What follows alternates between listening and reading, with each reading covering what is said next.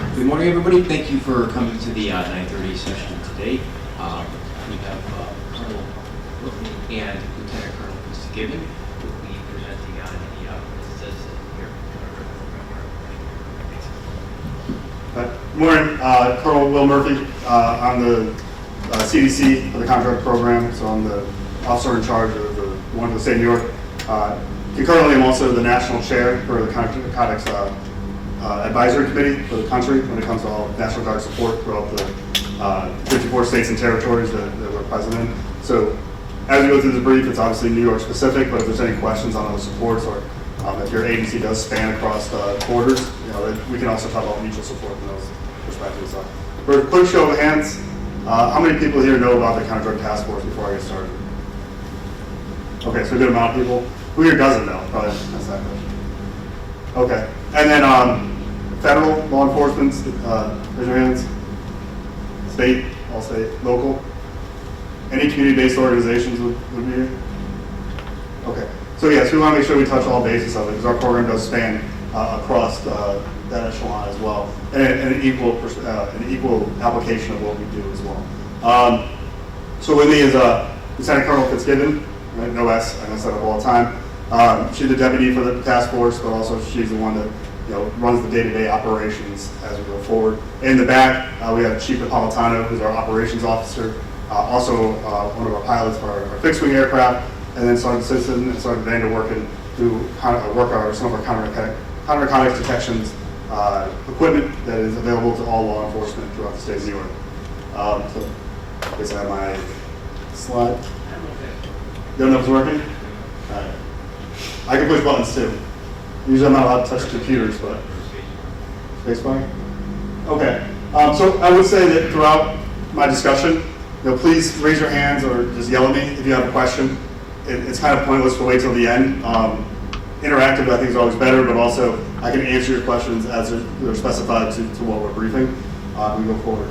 So the Counterdrug program itself was established in 1989. A lot of it was through marijuana eradication in Hawaii, and then it's worked its way throughout the territories and the states over the course of the years, and it's evolved immensely.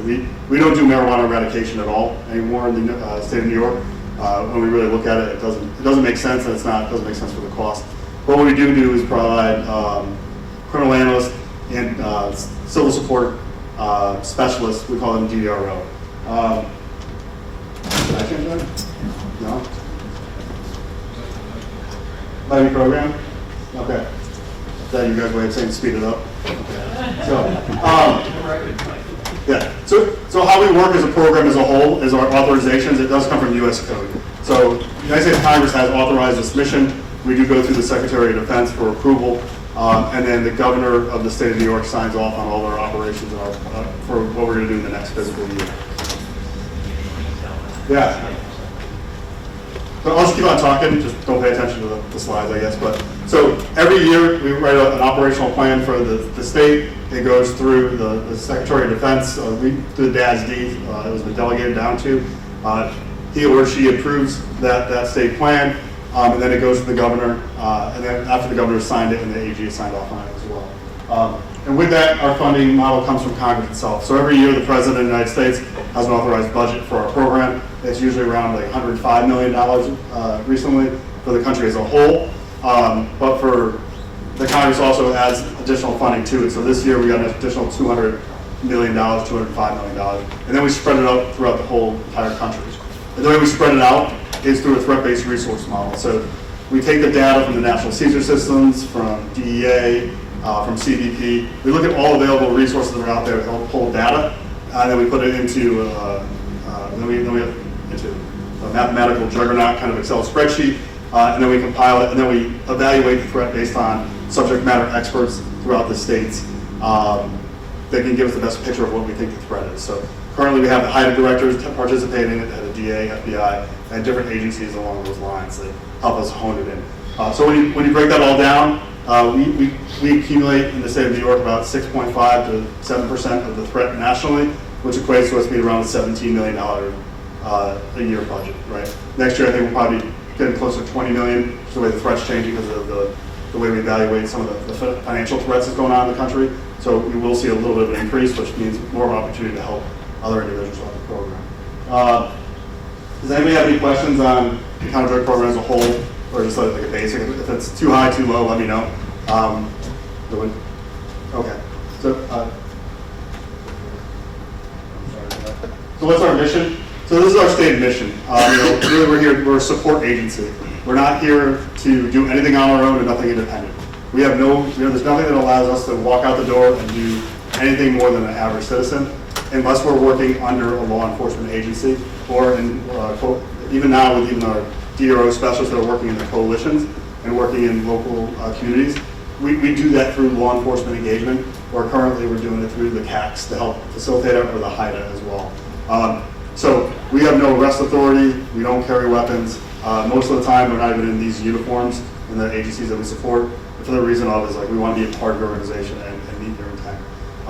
If you were to ask our end state, what we say is like our number one goal as we place people and we do different missions throughout the state is to stop the unnecessary death that comes from drugs and violence, right? So a long time ago when I first came on the program in 2010, I was in New York City for about 5 years, and as I was talking to the senior leaders down there, they said, listen, it's not the drugs, it's not the guns, it's the violence that comes from them that people care about, right? So for us, that's always our end state. As we move forward, and we try to make like a difference in the communities and help out law enforcement, our number one goal is to help reduce deaths that are from drugs or drug-related gun violence. And that's just our personal insight of what we want to accomplish every day. So the purpose, right? So the Counterdrug Task Force has a two-pronged attack, basically, when we can help support law enforcement or community-based organizations. So the first one we have up here is the drug supply reduction, and that's our analytical support. And that can be done in a variety of ways. So for those of you that already have an analyst in your agency, you probably understand what they're due. So this is the overarching of what they are, but reality is they're there to support your investigative analysis, right? And that's the root description of what they are. But that's not what they are in totality. What we tell our soldiers and airmen that go out to your agencies to support them is that they should be a problem solver for your organization, right? So I don't restrict the people in the program to per se be 100%, you have to just do one thing or another, right? They're there to solve that agency's problem, to allow your officers or district attorneys or community-based organization specialists the opportunity to do what they're actually trained to do, and be in the field and do that more productively. So our criminal analysts, and we send them to organizations, and we'll get into a little later, should be a force multiplier for your operation, not just supplanting the activities that you're doing there in the analytical department. So just recently, and we'll get into a little farther, we are buying more equipment and more technology that can help out agencies as they go forward. So like Shadow Dragon is the new thing that we just purchased. In the past, we had Palantir, helped with Palantir licenses. We helped with I2, Penlink. Anything that your agency would need, that analyst will also be a conduit back to us as the resource managers, making sure they get the systems and equipment that they need to be successful. We will get into some of the equipment that we have that's exterior to that analyst that can come to your agency to help. But the reality is like that person needs to be the most well-trained person you've ever had in your organization, because that's what we strive to be. We are right now, while we're here, our members are in a conference, and we're looking at that again. And every year we reanalyze, like, hey, are we giving the best product to the agencies and the coalitions that we're supporting, or have we become just the generic free chicken? And that's what we don't want to be. And if we are going to be free chicken, we should be like organic, like the best free-range chicken raised in the countryside, getting massaged at night with sake and stuff like that, right? The drug demand reduction, that's the other side of the house that we have. And that's where we help with the community engagement. So just yesterday, we had an amazing brief about one of our partners, Pastor David, right? And that's healer, right? Out of Albany, right? So we're good partners with him, but we do that throughout the whole country. And right now, when we're in one of our initiatives is working in the CACs, is trying to kind of not take what he has done, but the concept of what he has done is what we've kind of been trying to do throughout the whole state, which is bring law enforcement and communities together in order to have better interaction, and then on top of that, to make sure that we're targeting threats within the community. I think everybody knows that it's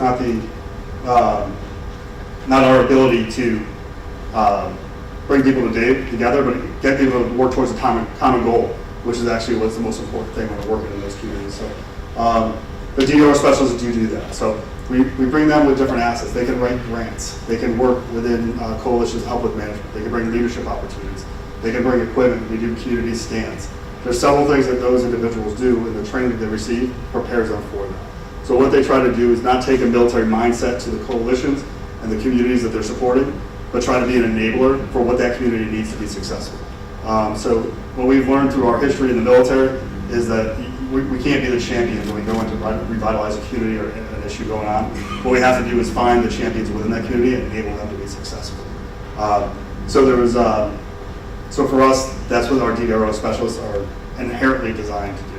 Does anybody have any questions or comments on that? Just because I'll probably talk about, I'm not sure if I have like a monotone voice or not, but like, just let me know if we have questions and we can push forward. Okay, so the authorized missions that we have, so we talked about the supply reduction, that's the investigative analysis.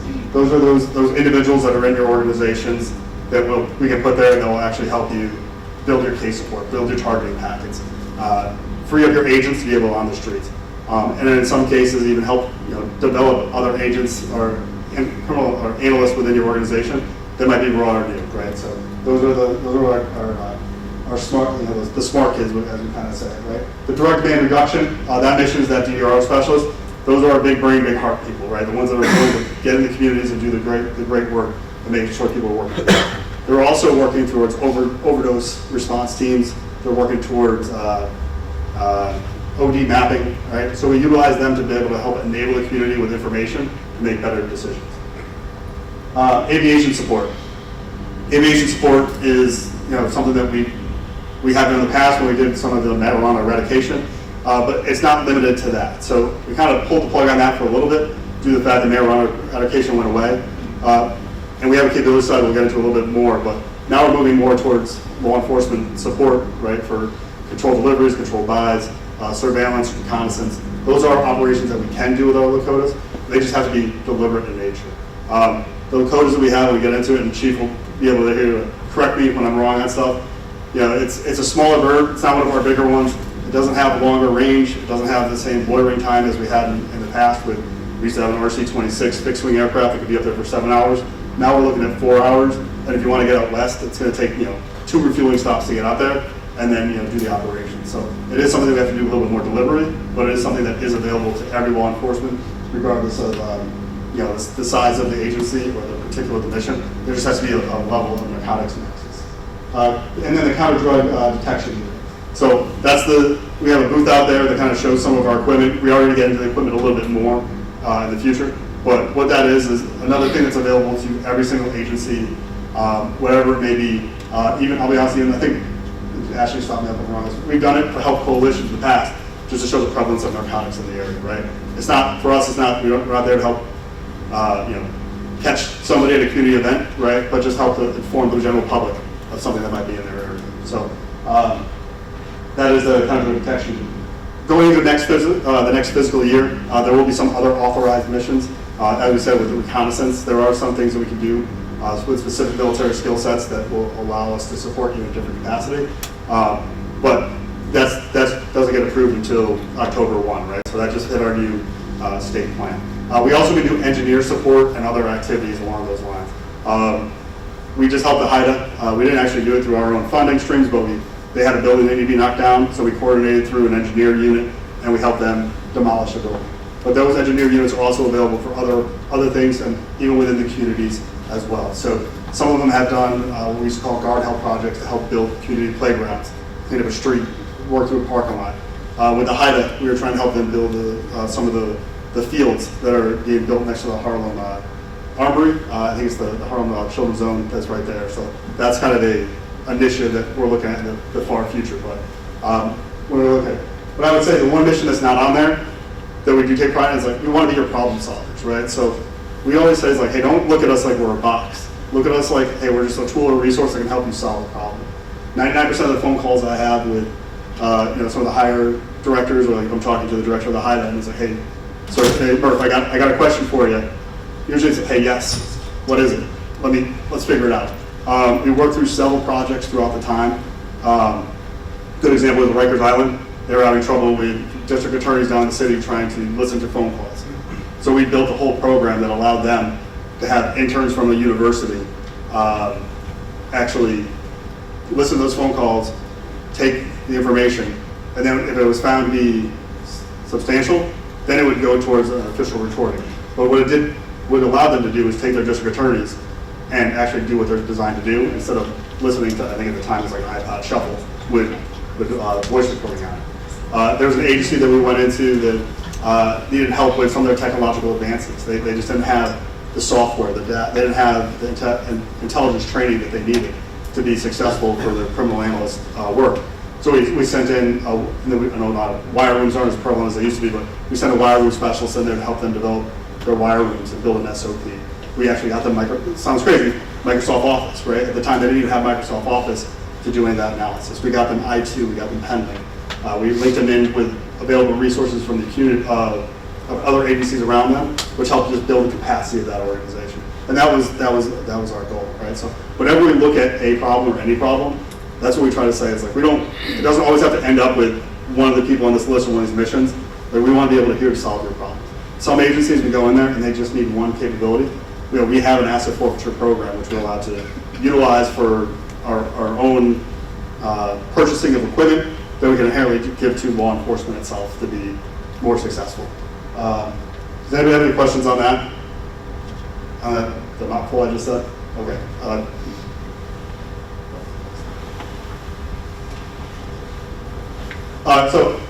Investigative support. So, when we look at what we're going to do to support an agency, I think there was an old, hey, it's got to be drugs, got to be drugs. Like drugs and violence and gang activity, they all go together. Gun violence, if it's a gang-related gun violence or something that tells us like, hey, this is a criminal activity that has a linkage to narcotics, like we can support all those events, right? What we can't do when it comes to analyst support is domestic, like a defined domestic that has no nexus to narcotics, right? We try not to be in that echelon. That being said, we don't audit every little thing that our agents are doing. If it comes to public safety, right? That's the biggest thing. But when we're talking about criminal analysts in the agencies, is they should be the most valuable tool that you have. So that should be something that allows all your agents to be out, or your officers to be out in the field doing exactly what they're designed to do, which is engaging with the public and doing the support on that side. When it comes to the implementation and the maintenance of operational intelligence databases, we can do that. We've helped larger PDs actually with even some of their file sharing documents and an organization of case files, right? So when we put those people into your organization, they'll go in there with a defined purpose, and it's to solve a problem for your organization, whatever it may be. And so that's what that's what you have to look at it if you are interested in getting an analyst in your place of work. Prepared reports necessary, so they can do targeting packets, they can build case files, they can do everything up to including as long as they're not the ones determining that this is the target that we're going to go after. The intel can lead them that way, but they can't simply say like, hey, I was on the streets yesterday, I saw this action, we need to do something about it. It all has to come from the agency itself. But that being said, and we can testify, we've had soldiers and airmen testify in court to what they did, to the spreadsheets that they create. Like it's not something that's gonna be like secretly put in your organization and nobody needs to know about. You can tell the world because the world's supposed to know about us. That being said, does anybody have any questions on the criminal analyst? Yes, sir. Seems like each generation has different kind of drugs and substance. Now we fentanyl and talked about narcotics. Of course, yesterday they talked about how they even able to make things look like legal documents and drugs.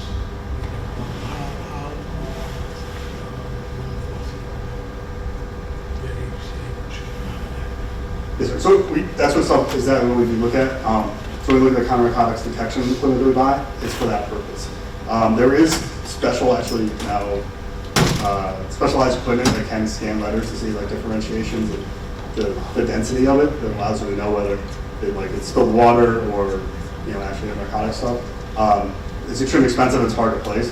What we do have is narcotics detection equipment. So we already have like the True Narcs, which is a narcotic detection equipment, Gemini's, XM908s, and they slowly get more specified down to the molecular level as we go down. But our intent is to be able to provide those to the agencies themselves. When it comes to following the, like you were saying, so like when I first started the program, I think we were kind of dabbling in like crack cocaine a little bit towards the inner city youth, and then all of a sudden we got to like different types of heroin, and then we got to the pills, and then now we're in the fentanyl, and we're all like and I'm not sure where we're going to go back to. But what I can tell you is like through our TBRM model and through our analysis that we did, when we watched the methamphetamine, the meth labs we used to have, because that was something that was prevalent in some parts of New York, as we slowly saw it dissipate throughout the country because it went to the one pot method, and then now there's actually distribution channels coming in through Mexico, through factories. What we saw was in the southern tier, the meth labs started to disappear a little bit quicker than in the northern, right? So we started trying to figure out why, and this is at the national level, and through conversations is like, and then so we're like, hey, that's because they're trying to produce it in Mexico, right? And so the transportation routes going through Mexico became easier for them, harder in the Northeast. So sometimes when we look at those data, we can identify trends of what's happening. We try to share that as well through our information collection. The good news is we have analysts, we have over, like 1,300 throughout the whole country. We have about 2,300 in the program as a country as a whole right now, but 1,300 personnel throughout every agency in the United States, in 54 states and territories, Guam, Puerto Rico, the Virgin Islands. So as they see territorial changes, like we try to share that information too. So, but yeah, so we rise with the tides. I think as we see, certain. I think we always know what the issue is, but then there's always a trigger, right? There's a death of a high-profile status that happens that reminds us that hey, it affects everybody, and then also we shift in that direction. So I think for us, we're always trying to be ahead of that death and help to work with the community academy to bring that information. Case in point, yesterday, picking my kid from Boy Scouts, and then there's like his cousin just passed away from a drug overdose. We were at a meeting in Montana. Pilot, his buddy, another fellow pilot, son just died of a drug overdose. So everywhere I go, every meeting I'm in, it seems like somebody always raises their hand. And I'll be honest, I have no backstory. I grew up in a log cabin on 14 acres of land, right? So, but it's real. Like we see it all the time. And when we do talk about it, it's in the state of New York. Everybody's seen the Black Hawk, the cool helicopters we fly. If 13 of those crashed every month, that'd be the equivalent of the drug overdose deaths that we have. I think we have like 300 or 3,000 or something a year, 100,000 throughout the whole country. So for us, it's a real thing. And when we look at the airplane status, like we said, like the 747 going down, it's the pilots, it's first class, it's second class, it's middle class, it's economy, it's the stewardess, it's the engineer that had to be on the flight that day, right? So it's hitting all of society right now with the overdoses. So for us, it's fairly personal because we can sit there and say like nobody's free of this happening. So and we talk, if anybody wants, we have more time. We can talk about like hey, what we're seeing from international and stuff, what's coming here as well. For the purpose of this brief, though, we did want to stay with what we offer to make sure that. But like at the end, if we have some time, I can answer some questions that we're seeing internationally and stuff like that as well. So did I answer your question, sir, or did I just go off on a tangent? I was looking for Okay, next slide, please.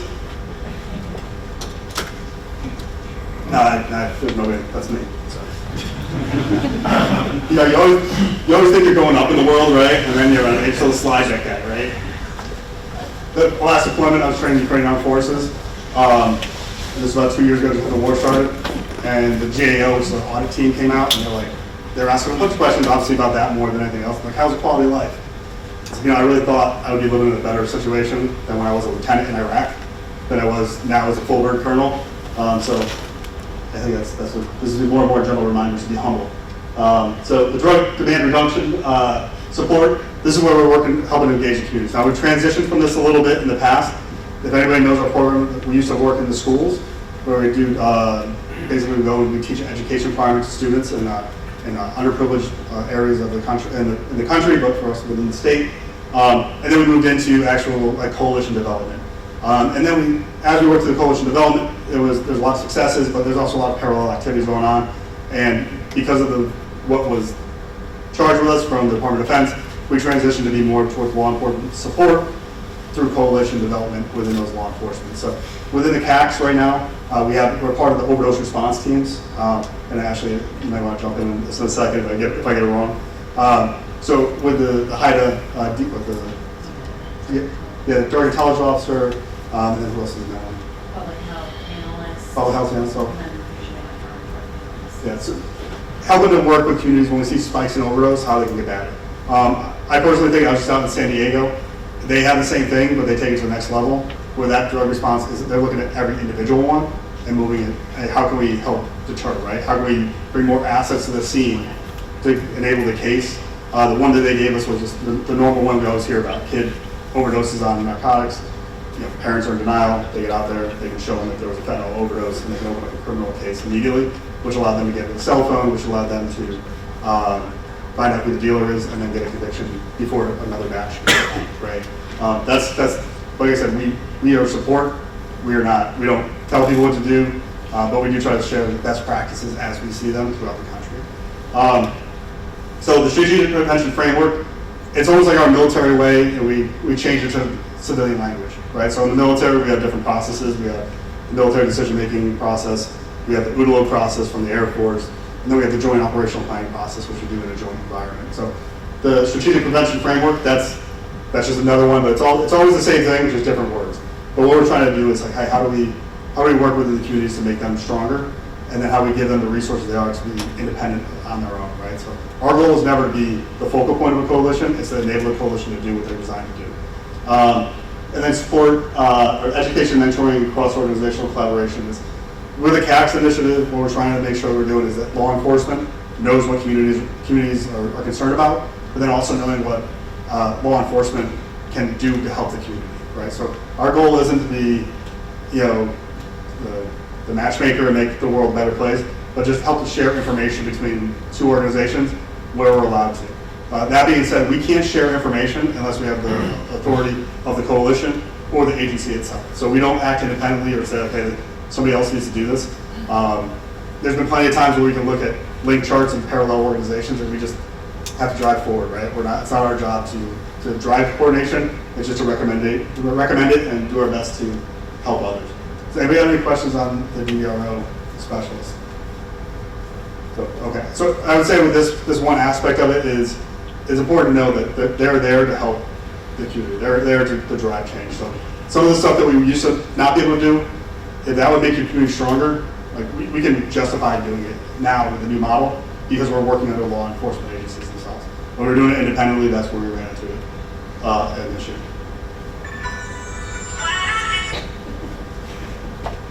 So aviation support. So I'm going to go into this a little bit, but Chief, jump in the second I mess it up. So I'll start off with I hate flying in these, right? So if you hate flying in small aircraft that I feel like I can outrun, like send somebody else on it, right? But still use the capability because it's phenomenal, right? So the Lakota, this is a civilian aircraft that we've kind of turned into a military aircraft that we use domestically, right? It can't go overseas, but we do it at the southern border. Unfortunately, some of the people in this room might know, but we did lose two of our pilots at the southern border just recently, and it was tragic. But we are moving forward with that, with the program itself, making sure that we always are given that capability. There's always inherent risk in anything we do. With aviation, obviously, there's an elevated one. But when it comes to the Lakota itself, it does have advanced optics on it. It does have a data collection system on it, which we own, we automatically transfer all data to whatever system or USB drive that you guys would like us to utilize. So, Chief, if I'm correct, it's 4 hours of loiter time? Approximately, sir. Basically. Depending on the size of the pilot, right? Yeah, so it's 4 hours of loiter time. The capability, and Chief, I'm just going to let you talk about the capability so I don't mess this up. Yeah, the capabilities, the aircraft basically has, the big thing that we have is a camera. It has under the nose there, you can see, it looks like almost like a 5-gallon pail or a bucket. That is a day, night, and an infrared camera that has recording capabilities. So it's got a good magnification, a good zoom, like 40 power lens. It can really stare down at the target. Typically we operate 5,000 to 9,000 feet. It's got some limitations, the weather, has a hard time seeing through clouds, so you got to have kind of a direct line of sight to your target, whatever it may be, a vehicle, a person controlled by, that you want recorded. So that's the big capability. It also has a nighttime capability. They have pilots fly exclusively by night vision, and it also has the ability to record at night also, and an illumination system. So the aircraft can be used for command and control purposes, to enhance officer safety, and also to to target any type of drug operation that you have. I would ask you, if you really would like more information on that, you can come and see me. We have a booth set up out there today, tomorrow, or a table and Friday. We'll be out there with the aviation and the counter-drug detection equipment that the colonel is going to get into also. And we can get into more details for sure. And Chief, the birds come back in about a month? Actually, I thought it was a month, but yesterday the General Natali told me they're coming back next week. So they actually got accelerated. They're coming back next week, so they'll be back in state, probably operational in the next month. And there's no cost to your agency. So that's the biggest thing too. Like, this is zero cost. This is something we cover. This is our support. Like I said, if you're in the Albany area, it's fairly easy. They're located in Latham. If you want to go out to the western region, I think Chief has 2 bags of fuel to get out there. Yeah, typically. So they can go statewide, but it just depends. If this is a big state, so some of the farther reaches, they might have to land for fuel. And that's one of the limitations of the aircraft. It can be up for 2 to 3, maybe 3.5 hours, and then it's got to go refuel. So you're not going to have that persistence there like you would have with an airplane or some of the other assets that are available out there for maybe 6, 7, 8 hours. But it is a capability but with all capabilities, there are limitations. Thank you, Chief. Does anybody have any specific questions or quick questions on the aviation support? There are other aviation support that we can do. It's a little more complicated. We do have Black Hawks and Chinooks for other missions that can take place. Not for anything, nothing cool guy, right? But there are other things that those aircraft can be used for. We just have to do some advanced coordination. In the past, we've done stuff with Big Air Force for control deliveries and along those perspectives. But that's not our control. We're just a coordinating authority for it.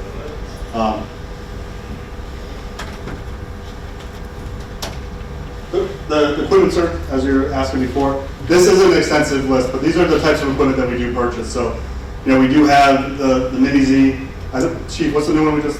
That's going to be Viking Nighthawk. It's a newer X-ray scatter. It's very similar to the Mini Z, better capability. The Mini Z is a little limited on what it can see through. The newer equipment we're getting is good for supposedly up to like 8 millimeters of steel, so it can see through more dense material, and it's definitely an upgrade to what we have. And we're going to get probably 6 of those that are kind of be strategically positioned throughout the states through the CAC system and some of the CACs, the Criminal Analysis Centers, for support. Thank you. Yeah, so all this stuff is available to you, from the TrueNord and we'll get to Celebrate in a second. We're also getting Gemini's XM908s, which is more granular, that gets us a little more detailed for what you might be looking for. But once again, it's free, right? It's one of those things we can do for, if it's officer safety, right? There's something in a stop, and they want to know what's in the vehicle before they touch it. That we have no problem sending our soldiers and airmen out there to give a quick scan of it and let you know what we think it is. And then also when it comes to site exploitation or anything that's going on after a house has been cleared of all personnel and it's deemed like a safe cordon is established, we can help inside the house as well with looking behind the walls so you don't have to tear things apart or trap some vehicles, whatever it may be. And then I would say at the end of this, I'll probably ask a couple questions of you guys, but one of them is going to be like, what equipment do you need, right? Like what are we missing? What's out in the field? I can tell you, like with the Celebrate, that's an initiative that we are putting at the CACs, I believe, in the next 6 months, hopefully. We had to go through some different approval processes. Currently, we operate it in the state as a mobile operation. The goal is when we put it into the CACs that they'll be mobile to local law enforcement in that area, state or federal, whatever it be. So part of our initiative with that is there's a lot of local agencies that will never be able to afford to support this equipment, don't even have a need to have equipment on a regular basis, but when they do need it, we'll be able to give you experienced professionals that come in and do the data, help your agents go through the data download, usually in the Celebrate system, and then help you with the analytics of pulling data out of there to be successful in your investigation. We'll be purchasing Gray Key as well. That's on the list of things we purchase. And then the Shadow Dragon, which is a new digital, like I said, a different investigative tool that we can use that opens up more opportunity for our analysts to help your agents be successful in the field. Does anybody have any questions on this? Like, and this is like, it's probably one, that's not a, this is probably one of the smallest teams we have on the organization, but it's the most value add because, like I said, most of the time we're working with the different agencies. Some of the smaller offices or the smaller towns, like I said, if they had a Celebrate, they'd probably barely ever be able to use it or get the right training on it to be certified and maintain competency with it. But we do have the ability to send our personnel that does it every day into that agency and support that case no matter how big or small. Do you receive any requests to use an easy on like vehicle traffic checkpoints? Yes, fine. I'm sorry, sir, can you say the question again? Do you ever receive any requests, or is there a precedent set for using that mini-Z on vehicle checkpoints? We used to in the past, when we had a bigger unit, it was called a Rapiscan. And we could set that up stationary at the border crossing. I believe you did some of those, right? And that used to be typical, but we haven't recently. That X-ray scanner is more, we've used it more in capacity for house residence searches, takedowns, vehicles, impounded vehicles.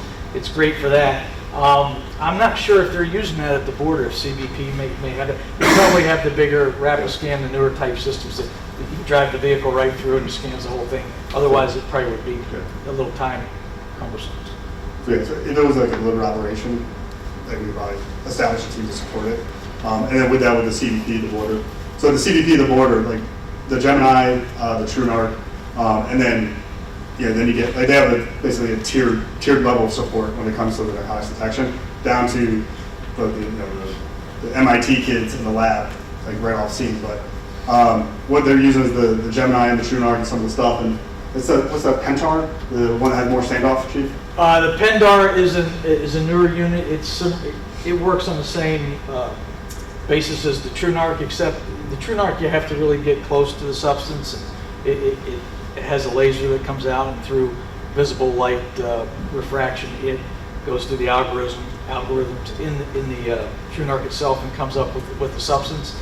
If it can't detect something and it's not in the library, it comes up inconclusive. The Pendar does the same thing. It's just you can be up to 6 feet away, so there's a little more standoff range. It's a point and shoot type, same type of laser. We're getting one of those, so we'll have more experience with it in the coming months once we receive that equipment. Yeah, and we also update the libraries on a regular basis. So with the Celebrate, I'll get on that real quick. We're ready. The system that we're buying is the one that we download onto your LEA computers, right? So we have our own login to it. What's that one? The Celebrate Premier. Yeah, so about overall, I think we're gonna have like 14 of them ish right now to start going to the next FY, where we can help support your organization. But as those data, as the upload happens, we get all the latest uploads on as well. And if your case needs the gray key because the Celebrate doesn't meet the intent of the extraction you're trying to do, we can make sure we bring all the devices necessary. So that's the question on that. And that team is, I said, mobile as well. Sir? These are, at this moment, sir, that's what we have. Yes, sir. But we're increasing those by a tremendous amount of money. So, like part of our strategy this year, just for everyone in the room, is we got the increase of money. Instead of hiring tons of people and just throwing them out to the field, we put about $2.2 million into equipment purchases and then hired about 15 personnel. Next year, we'll hire about another 20 people, and we'll probably put like $1.2 million into equipment. And that's what I'm saying. Like, so when I ask the question, like, what equipment do you guys need? Like she's gonna make it happen, but we're gonna listen to what you guys kind of say is actually an emerging technology. And that's one of the things that Counterdrug does do, is we can get ahead of that power curve a little quicker because we can work through our own processes and our own funding to get the equipment that's needed. But yeah, right now, sort of there's 4. That will increase to about 14 once the contract's signed. It's just a matter of when it starts getting delivered. Did that answer your question? Yes. Is there anybody else? Okay. Next slide, please. I'm sorry. Tired. All right. So this is our overall coverage. So when you look at the map, we have pretty much good coverage over the whole state. The ones that are in green are our DDR only, which is our civil support to civil coalitions, and then the ones that are in yellow is where we only have criminal analyst support. But overall, we do have pretty good coverage throughout the whole state. Task force right now is about 125, so it's a pretty spread out group of people. We have a different area of operations that we work in. The way we kind of organize it kind of doesn't really matter too much to the agencies we support, but there's command structures within that as well that helps organize those activities. Actually, if you don't mind. And then with that too, like 11, we're going to be in 11 of all the CACs going forward. So when it comes to that equipment support, he was asking all the CACs will be getting equipment support personnel to do that for the geographical location. Overall, when you look at the CA and the C2 Alpha and Bravo, those are our current command structures. That's changing as of October 1st. But the important thing I would say is when you look at the 23 personnel that's under that DDRO category, that's the number of personnel that we've committed to working in coalitions and communities. And that number will never decrease less than one-fourth of one-fourth of the World War program, but one-third of operations. So we kind of sat there and said that we're not doing a two-pronged event approach to working in the communities. We're never going to be successful as a whole. So when we look at our long-term, what's the most important to us, that DDRO capabilities is truly it. Is like how can we build stronger communities, utilizing people in those communities to be enablers, right? So when we do talk about this equipment, and I know there's some some community-based organizations in here, like we're talking to those communities too. Like we used to have the Kaizen studies that was asked by the communities, hey, can you come in and help us do studies in the schools to find out what the prevalence of drug use is, or what the perception of drug use is. So when it comes to the equipment question and the funding question, that is not just how many people can we put away, it's how many people can we stop from going down the wrong road. So please don't look at those conversations as one is less or one is equal. It's just when reality comes is, there's a lot more law enforcement in the sport than the coalitions due to the fact that most coalitions are community-based, right? So people have jobs, people have other things to do in the community. They're not happening every day. So we can have one person working with multiple organizations, and it just makes it a little bit more effective. Military retains command authority to assign troop members. So this kind of goes into the administrative part of what we do. Like the people that are assigned to you, we always make sure they understand that they're uniformed DoD personnel first, right? So we try not to let them get off, all of a sudden become part of your agency as if, or the community that they're working in, like, hey, I have more loyalty to that than to us, right? So I know it sounds not probably the best sales pitch, right? But the reality is like, at the end of the day, each one of those soldiers and airmen that are in your organization, their core task is to go find, fix, and kill the enemies of the United States of America, right? So they are going to deploy. They are going to go have to do their military skill sets, right? I think I've been on the program since 2010. I've deployed twice during that time frame. Our division is deploying next in about 8 or 9 months. We're going to lose significant personnel to go that mission. The Air Force, they go to our wing goes to the Arctic and does Operation Defense. Like I don't know why, right? But our planes have skis on them, right? And then what's that? Science, yeah. They do science stuff, right?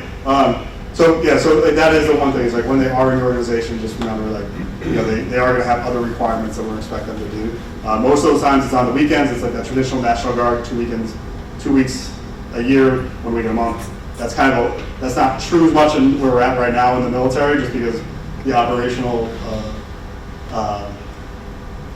we're high level operations, even though most of the wars have died down, and so that's just the reality of it, right? So that's the one thing I always like to take, never shy away from, is that even though they might be in civilian uniforms or they might be working in a certain environment, at the end of the day, we have to make sure they understand that they still work for us as part of the New York Army National Guard.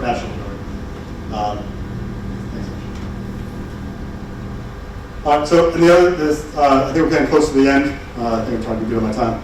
We have another resource that very few people know about, even people in our own program.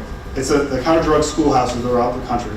This is free training that's available to different law enforcement and some of the community-based organizations throughout the country. So if you look at the schoolhouses, we have one in Florida, Pennsylvania, Mississippi, Ohio, Iowa, and Washington. Those schoolhouses are only designed to support law enforcement and coalitions. So those, we don't really even use them ourselves as much for our own training, is for you. I think last year, in 2022, we trained over 68,000 law enforcement and community-based organization. This year, it's probably, I think it's around like 74, 75,000 throughout the whole country. And they offer a plethora of courses. They offer criminal analyst, drug detection classes. They have, we're starting to look into like how can we develop drone training at those courses. There's strange enough, I briefed on it yesterday, but combatives is going to be taught at some of the ones to help with non-lethal approaches to de-escalation. So these schoolhouses are designed to help law enforcement be more productive in their tasks, right? So if you go to these schoolhouses, and the website down there? The website's on our. Okay, so on our pamphlet, you go there, there's a website, you can look at, and Chief, I think you have them all at the table. Yes, sir. We have more detailed information on that at the table. Okay. So, like, the schools are a valuable tool, and once again, it's all free. Like, for most of the schools, the food's free, the housing's free, it's just the transportation for you to get there. So if you go to Fort Indiantown Gap, or Pennsylvania one is, you'll live in not horrible housing, right? Like, it's Air Force horrible, Army awesome, right? So, and the food's pretty good. The Mississippi Schoolhouse, I heard they do like smoking and barbecue, so like maybe that one makes more sense. But that, I was just at their council in Boston, right? So they were talking about their future operations, what they want to train on, and the senior committee of the schoolhouses is law enforcement. So it's members of the law enforcement community that have moved on to help drive and train, change the training that happens at those schoolhouses themselves. So it's a super valuable asset that in the Northeast, I think we use less. In the South, they use a lot more. Right now in Massachusetts, we have one of our officers out there right now evaluating it, but they do almost 200 to 300 law enforcement district attorneys come together for a 1-week training, and they develop a core training for the people within their state to be more effective. And that's something we're looking towards probably about a year or two out from helping to replicate. But that is our goal too, is to establish a training program. It's not led by us, it's not run by us. We help facilitate it, we help fund part of it, but just getting the smart people on the room to work together, whether it's coalition leaders with law enforcement, the district attorneys, whether it's, hey, you need help training on different aspects of some of the reconnaissance, like route reconnaissance, understanding trafficking routes, to you can also look at the medical training. We have established medical training and drone operations that can be trained in our own RTI. On the side, I'm also the commander of our training institute, so luckily for everybody else, I can open up both sides of the house to people, and hopefully it's going to be effective. Does anybody have any questions on schools, or anybody have any experience with the schools? Has anybody ever been to one of these schools? It's crazy. I said it's crazy. The amount of training that they do is phenomenal, right? And it's not always a uniformed guy standing up talking. I say most of the time it's not, unless it's a military specific skill set. It's usually an experienced law enforcement or somebody that we contracted in to come do it. So like with the cell rights, there's an initiative right now that we're working through that we can actually turn our schoolhouses into a free cell right training environment where we pay for the training, and then the certification goes to the agencies that help us as well. They go through the schoolhouse itself. All right, so this is our feel-good slide. So while we're doing this, I'll just talk to you real quick about what our initiatives are going forward. This is what we've accomplished in FY24, looking at our support to law enforcement agencies. So our initiatives going forward is, like I said, we have the CACs that we're trying to put multiple personnel in there so we can help support local law enforcement with enhanced capabilities, and then work on OD mapping and then the response teams as well. When it comes to our personnel management, we will be hiring more people in the coming years, right? We are kind of selective where they go, right? So, if you are interested and you want somebody in your agency, let us know. We do a project management methodology going forward. So we just qualified about 20. We have 20 people just finished graduating the class. They're all going through their certification at this point. I think 18 of them are now done, and then we're going to continue that on. But our goal is to be able to put people in agencies, have defined goals, and then, unlike the past, what we've done is have a design either end state for that support, right? So if your agency just needs somebody to get you to increase your capacity, they that might be a junior analyst that can go in there and do some good framework, just knowing that they're going to be training up in the process. If there's an organization that needs a specific capability for a short period of time, we can look at that too. So we do have money laundering specialists that have ACAMS and ACLCS certifications, right? They teach that at the different schoolhouses throughout the country. That's all I really have for now. I think I tried to leave a little bit. I'll probably flip the script a little bit. One, I'll ask anybody if anybody has any questions or any thoughts, or if I sparked any imaginative ideas in the room, or if anybody got some good drawings done they can share with the group at this time. No? Okay. Anybody have any questions? Ben? Do you guys, the specialists that do like celebrate and things like that, are they able to testify? Yes. So the only thing we can't testify in court is on the Counterdrug program itself. If that happens, we bring an expert from NGD, and that's handled at the NGD or DOD level. So if somebody says, like, what gives you the authority to do it, like, we can't say that. But if somebody goes, if they, hey, show me your products, how is this extraction done, we can absolutely do that. Any other questions?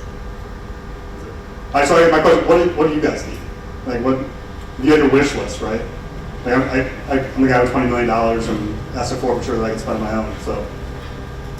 And so just looking at the capabilities, a lot of the assistance we need where, drug involved, possibly weapon involved, people that we're targeting, warrants. It seems like putting the bird up there seems like a little overkill, or at least the perception would be. Is there any looking into drone capabilities? Yeah, so part of the DOD, the DOD, which is like something that government only can do, drones are still under the same as like many of us are, you guys don't know, the Gray Eagles, the Predators.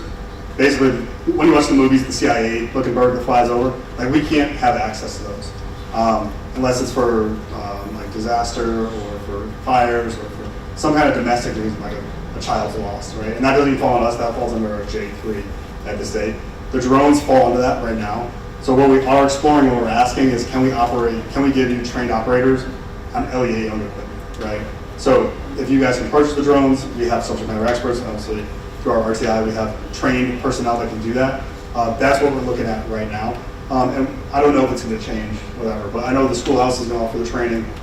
We're looking at it, and like I said, for us, the asset forfeiture trial works is, we only buy what we can share, right? Like, I think our cell phones maybe come out of our asset forfeiture, maybe like, not anymore, like maybe our water comes, I don't know, but 99% of it is going right back to the law enforcement agencies and stuff. But yeah, drones, but I would say, like, let us tell you no on aviation, right? And ask us 1,000 times. Like, if you're like, hey, we have this one thing, like, we're trying to get at least 50 hours of flight time this year.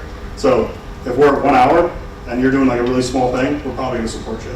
If we're at the end of the fiscal year and we're running out of money, like, probably maybe we might be saving up for a larger case support, and not because like we want to be cooler, but just be for officer safety is the first thing I was thinking about. So, what the coalitions? I know that this coalitions board. You guys have any thoughts? No? All right. So, gentleman back there, I know somebody else back there was coalition based. No?